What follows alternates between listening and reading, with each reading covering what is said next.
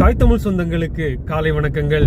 நீண்ட நாள் இடைவேளைக்கு அப்புறம் ஒரு பெரிய காணொலி போட்டு அதில் முகப்புல விஜய் படமும் சீமான் அவர்கள் படமும் ரைஸ் அப் என்டிகே அண்ட் டிஎம்கேன்னு போட்ட உடனேயும் நிறைய ஈழச் சொந்தங்கள் இந்த கருத்தை வச்சிருக்கீங்க. தம்பி, நீங்களும் துரோகியா மாறிடாதீங்க, விஜயோட வருகை நாம் தமிழர் கட்சிக்கு ரொம்ப பிரச்சனை, வாக்குகளுக்கு பிரச்சனை, அதுக்கப்புறம் நீங்கள் இன்னொருத்தங்கெல்லாம் உனக்கும் காசு கொடுத்துட்டானா விஜய் அப்படின்னு கேட்டிருந்தாங்க. 2700 சப்ஸ்கிரைபர் வச்சிருக்கிற ஒரு சேனல் அருண் ஒருத்தர் எந்த மூலையில் இருக்கானே விஜய்க்கெல்லாம் தெரியாது. அவரோட தொண்டர்களே அவர் பார்க்கல, அவர் எனக்கு காசு கொடுக்குறாருன்னு சொல்கிறீங்க. என்னோட பேர் அருண் நாகர்.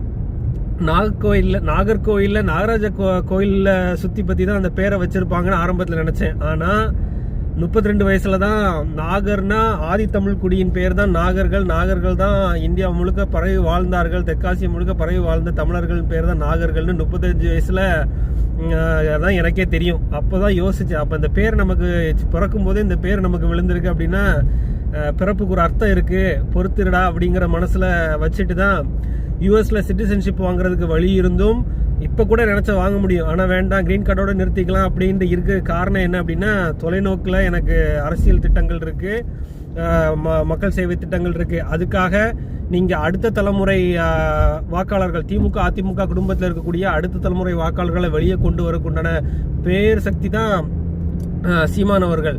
நான் சீமான் அவர்களையும் தாண்டி சீமான் அவர்கள் வெளியே கொண்டு வந்துட்டு இருக்கிற இளைஞர்கள் வாக்க பார்க்குறேன். அதே மாதிரி விஜயை தாண்டி விஜய்க்கு பின்னாடி நிற்கக்கூடிய அந்த 15 to 25 வயசு வரைக்கும் உள்ள அந்த இளைஞர்களை பார்க்குறேன். அவங்க பார்க்கணும், காணொலிகளை பார்க்கணும், அவங்களுக்கு புரிதல் ஏற்படணும். இந்த திமுக அதிமுக கட்சிக்கு இனிமேல் வாக்களிக்க கூடாது, இந்த சிஸ்டத்தை எப்படி ரிஃபார்ம் பண்ணணும், அவங்களுக்கு ஒரு புரிதலை ஏற்படுத்துறதுக்காக தான் முகப்பில் விஜய் படமும் சீமான் அவர்கள் படமும் வைக்கிறது. 2 பேருமே பார்க்கணும், பார்த்து அரசியல் கொள்கை சார்ந்து புரிதலோடு எந்த தலைவனை பின்பற்றணும் அவங்க தான் முடிவு பண்ணணும். நம்ம யாரையும் பின்பற்றாதீங்கலாம் சொல்ல முடியாது.